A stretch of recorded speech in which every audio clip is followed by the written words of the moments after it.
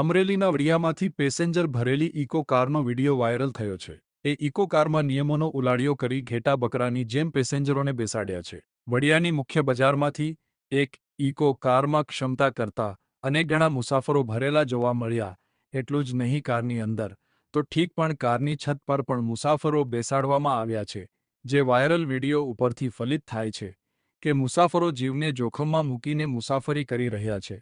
ત્યારે જોખમી સવારી જોઈને સ્થાનિક લોકોના મોઢેથી ઉદ્ગાર સરી પડ્યા કે ઇકો કારમાં બેસાડનાર વાહન ચાલક સામે પોલીસ કેવા પગલાં ભરશે કે જેથી વાહન ચાલકો આ પ્રકારની હિંમત ન કરી શકે. હવે જોવાનું એ રહ્યું પોલીસ પગલાં ભરશે કે નહીં. Ay, emak kayo. Wala,